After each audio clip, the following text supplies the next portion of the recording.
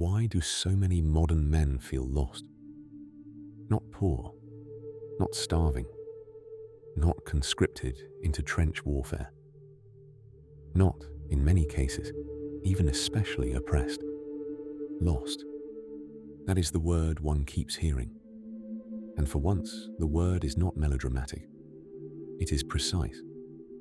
There is a particular kind of disorientation that has become common among men in the modern world. One sees it in their speech, their habits, their evasions, their addictions, their loneliness, their resentment, their inability to commit, their inability to believe, and sometimes in that most modern of afflictions, the feeling of being vaguely ashamed of oneself without quite knowing why. A man may have a job, a home, a phone, an internet connection, a gym membership, a dating app, a podcast queue, and enough food to become unhealthily philosophical about carbohydrates, and still feel internally unmoored. He wakes without enthusiasm. He works without conviction. He consumes without pleasure. He desires without direction. He is stimulated all day and animated by nothing. And because we live in an age that mistakes noise for diagnosis, this condition is often explained in the most useless ways imaginable. Men are told that they feel lost because they are insufficiently expressive, insufficiently healed, insufficiently validated, insufficiently mindful, insufficiently seen, insufficiently in touch with this or that therapeutic jargon of the weak. Or else they are told the opposite, that the cure is simply more money, more status, more women, more discipline, more dominance, more optimization, more protein, more hustle, more winning. But the problem is older and deeper than all that. The modern man often feels lost because he has inherited freedom without form, appetite without aim, information without wisdom, and choice without hierarchy. He has been liberated from many old structures and then abandoned amid the debris with no serious account of what he is for. That is the beginning of the problem. For a very long time, the lives of men, whether for good or ill, came with a more or less visible script. The script might have been oppressive, narrow, pious, provincial, militaristic, tedious, unfair, or all of the above. But it did at least answer certain questions. What is expected of me? What counts as adulthood? What is honorable? What am I to build, defend, master, and pass on? Whom do I serve? What is my life in aid of? These questions were not always answered wisely, but they were answered.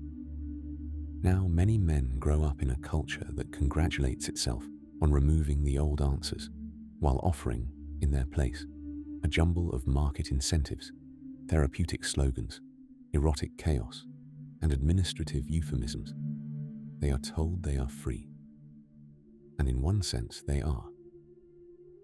They are free in the way a man dropped in the ocean is free. He may go in any direction. He may also drown. This is why modern male confusion is not adequately described as mere personal failure. It is not simply that individual men are weak, though many are. It is not simply that they lack discipline, though many do. It is not simply that they consume too much pornography, scroll too much, drink too much, complain too much, commit too little, and know too little. All true, all relevant, all insufficient.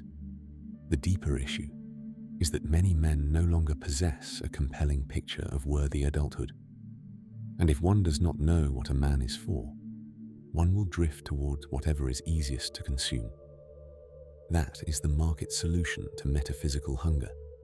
Keep the appetite alive and sell it distractions. The result is the modern spectacle of the half-formed man. Neither boy nor adult, neither libertine nor father, neither devoted nor rebellious in any meaningful sense. He is merely suspended. He delays commitment because commitment feels like closure. He delays sacrifice because sacrifice seems irrational in a culture of limitless options. He delays self-definition because the age tells him identity is fluid, provisional, endlessly revisable. He delays adulthood until delay itself becomes his character. And all the while, he wonders why he feels empty. Well, why wouldn't he? Meaning enters life through form, through limits, through duties, through chosen loyalties, through things one cannot casually abandon without dishonoring oneself. A life composed entirely of reversible choices, provisional identities, and frictionless pleasures is not a free life. It is a weightless one. And weightlessness is often mistaken for liberation, right up until the point it begins to feel like despair. Now, it is worth saying, before the sentimental police arrive with their clipboards, that this is not an argument for some sentimental return to the 1950s, complete with pipe smoke, martinis, undiagnosed depression, and the assumption that father knew best because father was louder. Nostalgia is as dishonest as utopianism. The old scripts failed many men as well. They could be rigid, stupid, cruel, and spiritually flattening. They turned some men into machines, some into hypocrites, and some into tyrants. The point is not that the past was better. The point is that the present is disorienting. And it is disorienting in a very specific way. It invites men to enjoy the symbols of agency while stripping away many of the structures that make agency meaningful. You may choose anything, believe anything, sleep with anyone, move anywhere, work for anyone. Call yourself anything. Be anything. Very exhilarating. For about 10 minutes. Then the nausea sets in, because if everything is equally possible, very little feels necessary. And if nothing feels necessary, nothing acquires depth. One begins to live among options instead of obligations, preferences instead of principles, appetites instead of aims. This is not abundance. It is a crisis of selection. A man who is given no ranking of goods eventually becomes prey to the nearest appetite. And that is what much of modern masculinity looks like. Not power, not authority, not seriousness, but appetites with broadband. The appetite for comfort, the appetite for status, the appetite for novelty, the appetite for stimulation, the appetite for approval, the appetite for sexual variety without intimacy, the appetite for fantasy without effort, the appetite for self-excuse dressed up as self-discovery. And what makes this condition so demoralizing is that modern life is remarkably efficient at feeding all these appetites while starving the deeper needs that might orient them. The man is entertained, but not educated, stimulated, but not formed, connected, but not known, licensed, but not initiated, desired, perhaps, but not respected, busy, but not summoned. He can spend 10 hours a day in digital contact with other human beings and go to bed feeling metaphysically alone. This is not accidental. A lost man is highly governable. He is easy to market to, easy to addict, easy to flatter, easy to radicalize, easy to pacify, and easy to manipulate because he is in permanent search of substitutes for a life he cannot name. If he does not know what he ought to become, he will attach himself to whatever temporarily relieves the anxiety of not becoming it. Thus, the enormous modern industries of distraction, pornography, pseudopolitics, identity performance, self-help theatre, and manufactured outrage. All of them offer the same basic bargain: Do not undertake the hard labor of becoming a man. Simply purchase a feeling. Purchase the feeling of importance. Purchase the feeling of rebellion. Purchase the feeling of potency. Purchase the feeling of belonging. Purchase the feeling of transcendence. Purchase the feeling of intimacy. Purchase the feeling of victory. And because feelings are cheaper than character, many men become addicted to simulations of a life rather than a life. This is where one must be particularly severe, because modern men are lied to in two opposite directions. On the one hand, they are told that their confusion is entirely social, that they are merely victims of circumstance, script, capitalism, feminism, modernity, bureaucracy, women, institutions, the collapse of religion, fatherlessness, dating apps, or one's chosen enemy in the culture war. All these things may be factors. None absolve them. On the other hand, they are told that the answer lies in becoming a kind of hyper-efficient narcissist, a stack of habits in a fitted t-shirt, wake at 5, plunge into cold water, transact aggressively, optimize testosterone, acquire leverage, dominate the room, never apologize, and treat every human relationship like a startup with emotional overhead. This too is rubbish. A man can be highly optimized and still be spiritually vacant.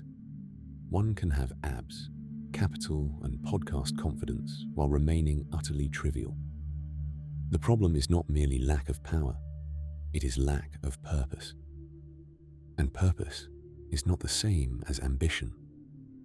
This distinction is vital.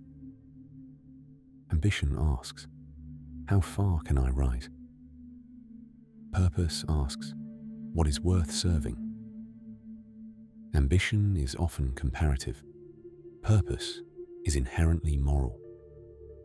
A man guided only by ambition may become rich, muscular, famous, envied, and still feel lost because he has mistaken expansion for orientation.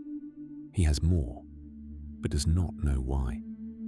He has conquered, perhaps, but not found a worthy object of loyalty beyond himself. And the self is too small a thing to serve as a final cause.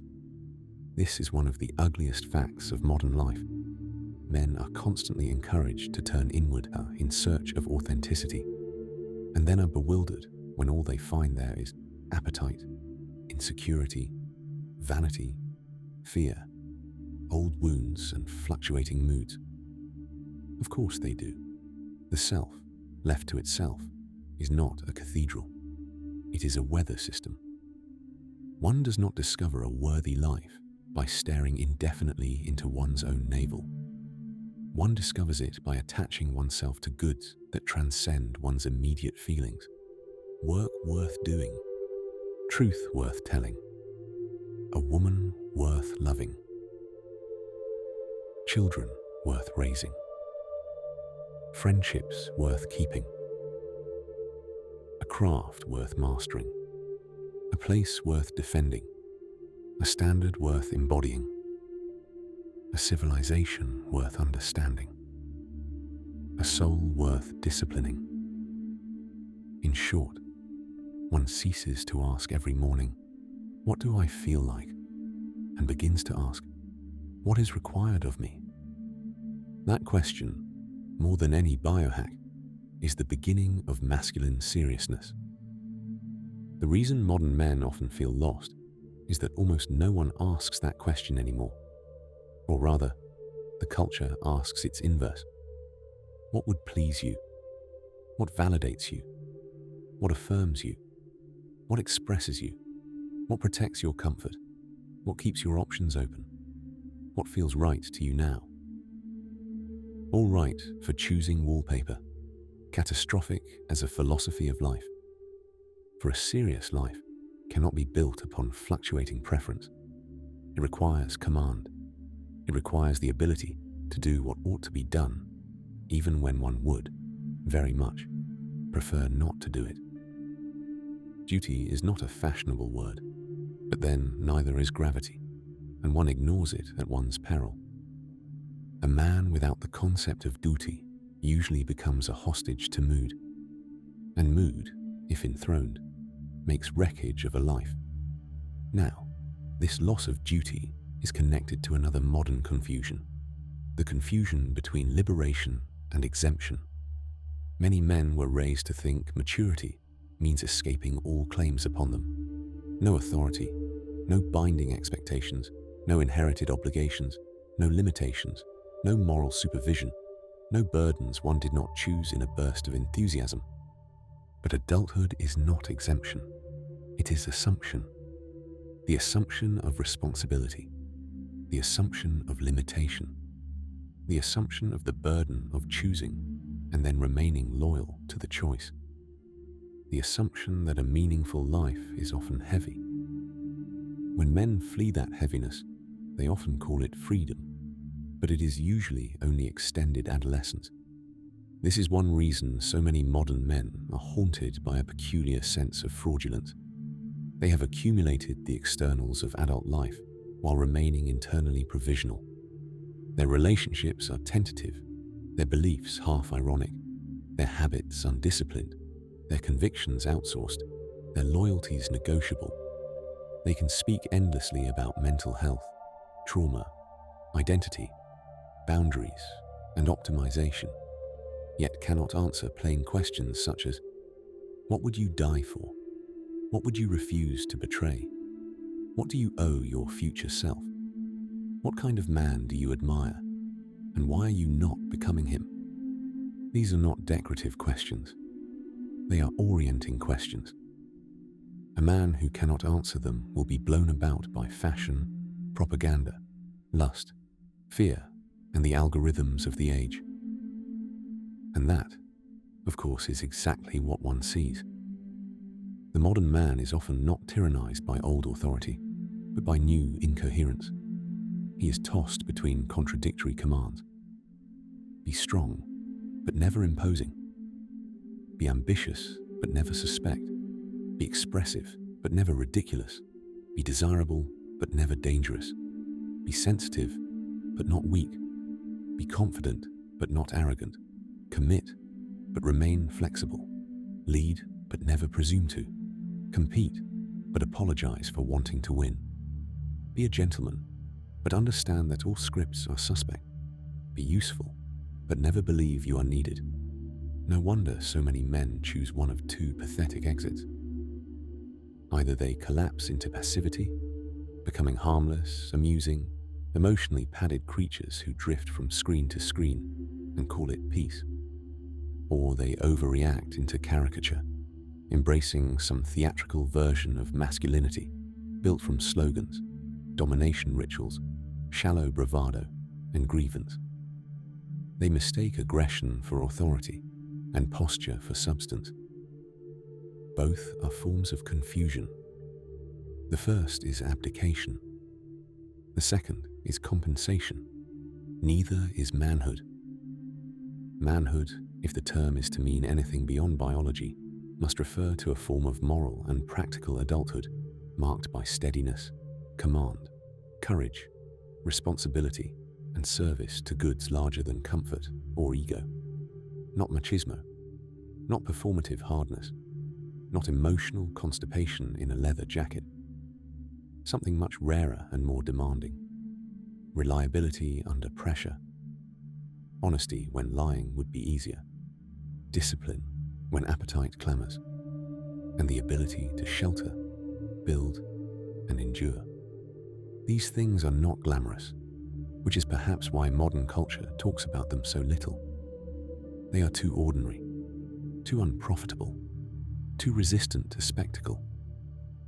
It is easier to market rebellion than fidelity, easier to market intensity than steadiness, easier to market self-expression than self-command. But self-command is precisely what so many lost men lack.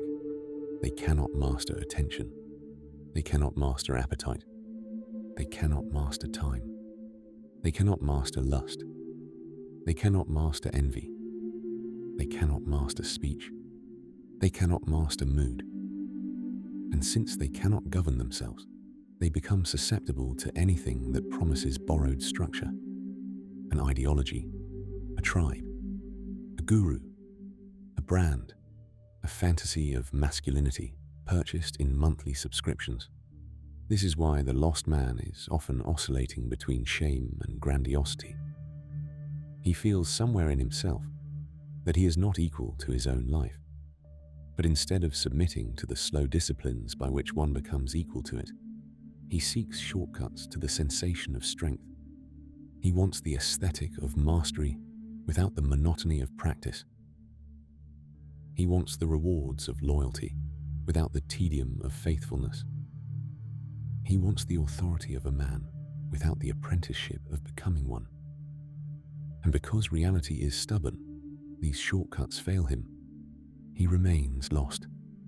There is also, I think, a profound erotic dimension to this problem, though one must tread carefully, because modern people can discuss everything except sex with vulgarity, and sex with theological panic.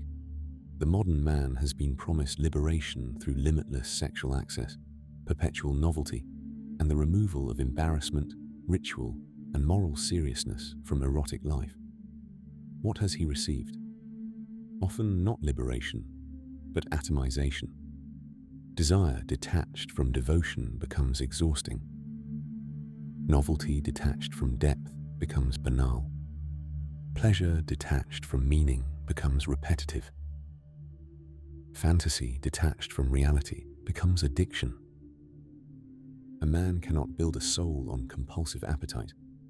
This is one reason so many men are secretly demoralized by the very freedoms they thought would gratify them. They discover, too late, that easy erotic consumption does not strengthen desire. It cheapens it. It fragments attention, weakens loyalty, corrupts imagination, and teaches the mind to seek endless stimulation without reverence. It leaves one experienced, perhaps, but not deepened. Again, the issue is not prudery. The issue is formation. What is this making of you? That is the question missing from almost every modern conversation about male life. Men are urged to maximize experience, success, expression, and optionality. Very rarely are they asked what kind of soul is being built by these pursuits. And if one never asks that question, one may wake one day to discover that one has become rich in experiences and poor in self-respect. Now, some will say this is all too moralistic, too demanding, too severe. Perhaps, but the age suffers less from excessive severity than from the opposite.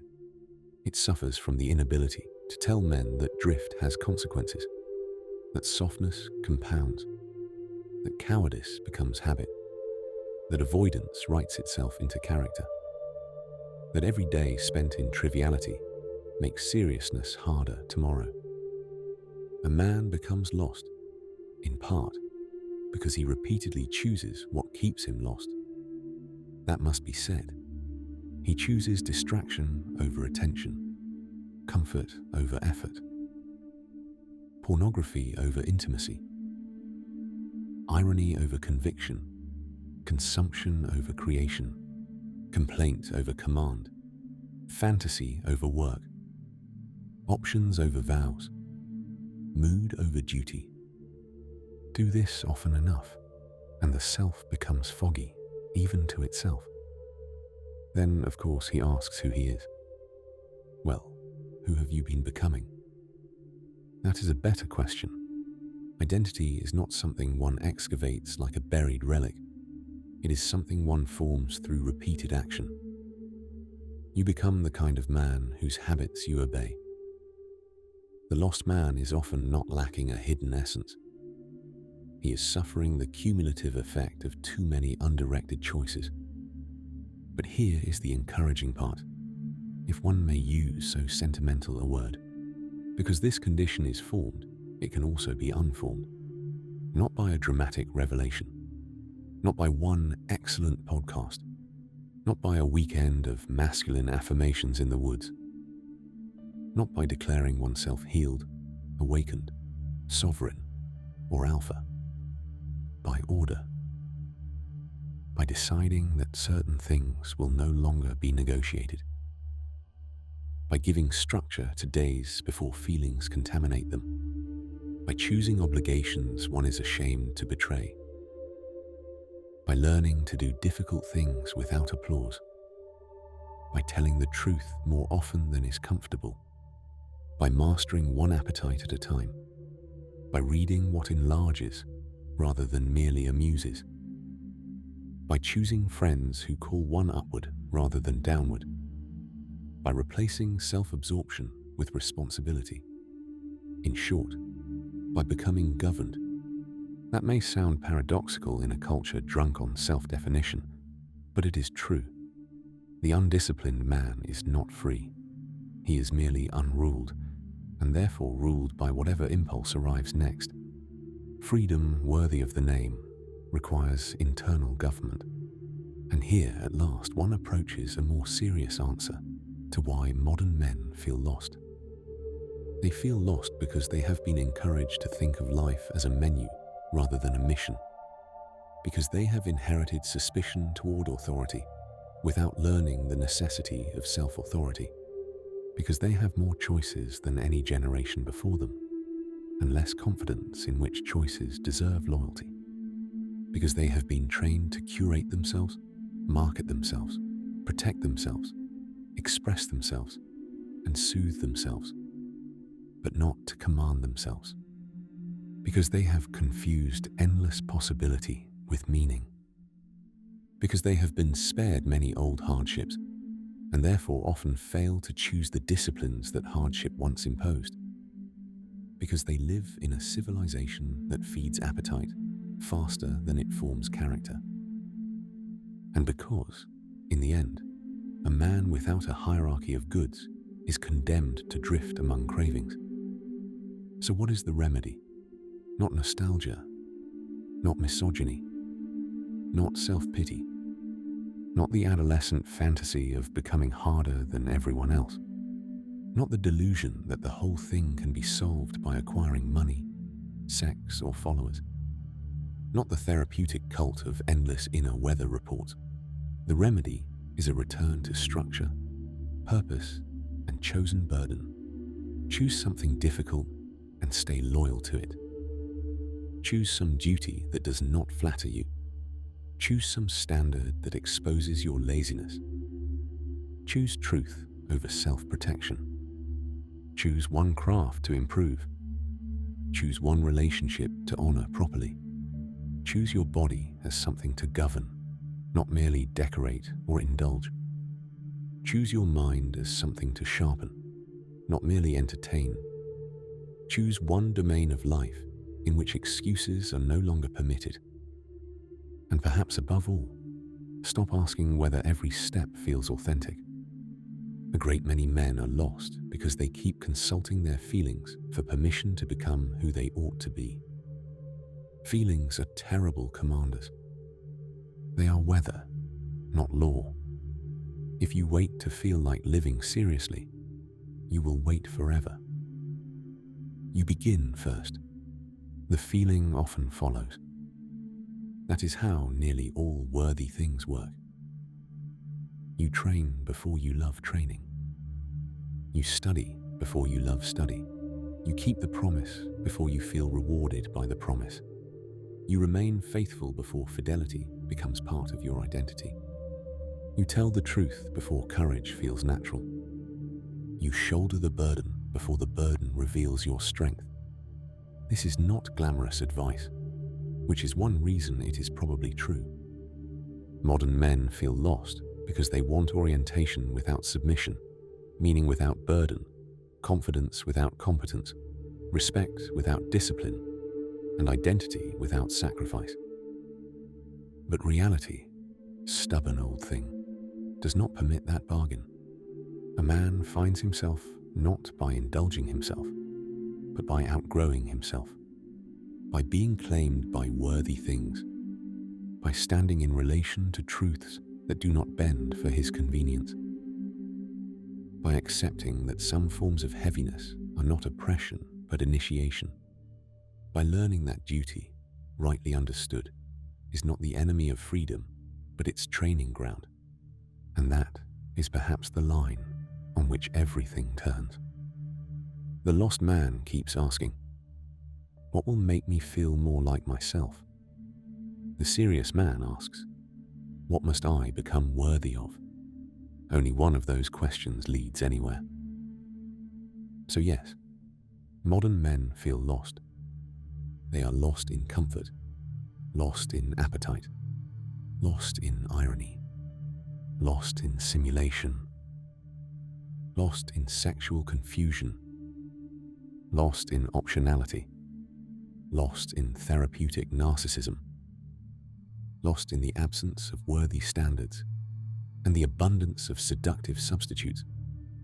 But they are not doomed. They can recover direction the way all human beings recover it, by renouncing drift, by choosing form over fog, duty over mood, command over appetite, loyalty over novelty, reality over fantasy, and purpose over the endless management of self. Because in the end, the opposite of being lost is not being found by someone else. It is becoming the kind of man who can be trusted with a direction. And that is not granted. It is built, usually in silence, usually without applause, usually by men who are too busy becoming serious to keep announcing that they are searching for themselves.